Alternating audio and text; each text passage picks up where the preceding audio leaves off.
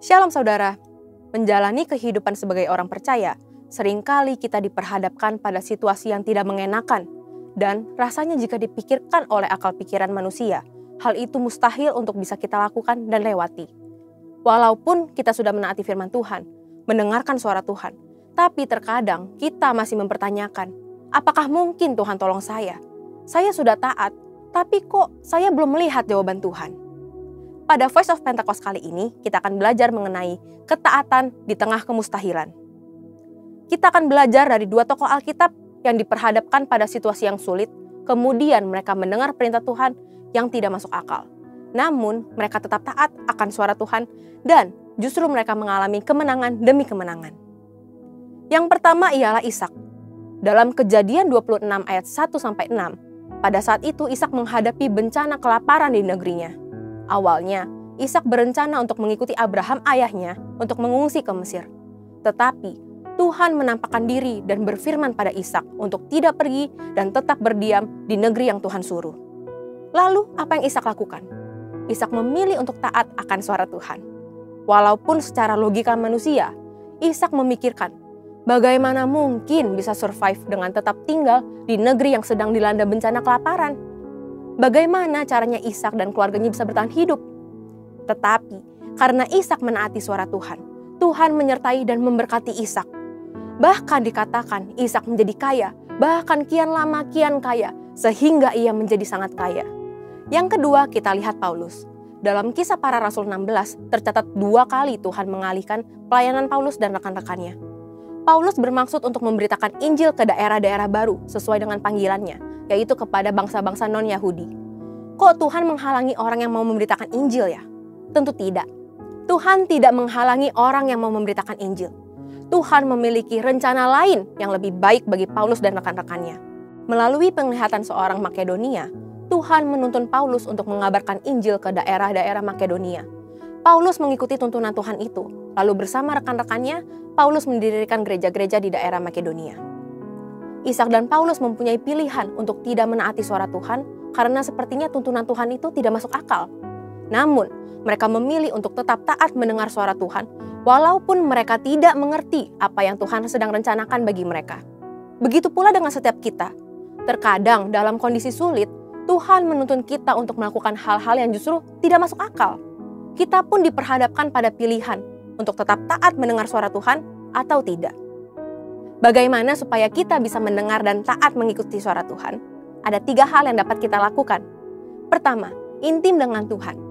Dalam Mazmur 25 ayat 14 dituliskan, Tuhan bergaul karib dengan orang yang takut akan Dia, dan perjanjiannya diberitahukannya kepada mereka. Untuk dapat bergaul dengan seseorang saja, kita harus sering bertemu dan berkomunikasi dengannya, bukan? Demikian juga jika kita ingin bergaul dengan Tuhan. Kita harus meluangkan waktu, memelihara hubungan dan komunikasi dengan Tuhan setiap hari. Dengan itulah kita bisa lebih mengenal dan menaati suara Tuhan. Kedua, pertajam kepekaan rohani kita. Sebagai orang percaya, inilah tanggung jawab kita untuk melatih pendengaran kita dalam mendengarkan suara Tuhan. Melalui doa, pujian, penyembahan, dan merenungkan firman itu siang dan malam, kita melatih kepekaan rohani kita. Dan yang terakhir, kita harus memikul salib. Barang siapa tidak memikul salibnya dan mengikut aku, ia tidak layak bagiku. Memikul salib berarti kita harus taat kepada suara Tuhan, sekalipun sulit. Tentu tidak mudah, maka dari itu diperlukan penguasaan diri dan dibutuhkan buah roh dalam kehidupan kita. Ketika kita taat untuk memikul salib, ketaatan itulah mendatangkan berkat, sebab Tuhan membalas setiap orang sesuai dengan perbuatannya. Memikul salib juga berarti memperkuat dan memperkokoh iman kita kepada Tuhan. Apalagi ketika kita diperhadapkan pada situasi yang mustahil. Tahukah saudara, apabila kita mendengar dan menaati suara Tuhan, maka berkat-berkat ini akan mendatangi kita.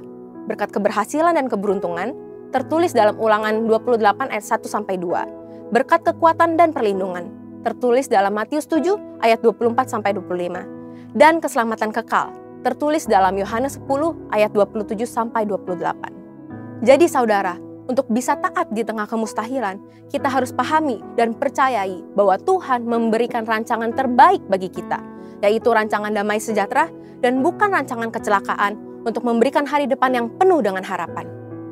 Walaupun perintah Tuhan tidak selalu mengenakan, kita harus yakin dan percaya bahwa Tuhan merancangkan yang terbaik bagi setiap kita. Pada akhirnya, semua akan mendatangkan kebaikan bagi kita yang mengasihi Tuhan Yesus. Yuk belajar percaya dan taat. Haleluya! Untuk penjelasan lebih lengkap dari tim teologi kami, silakan buka link yang ada di atas atau scan QR Code yang tersedia. Tuhan Yesus memberkati.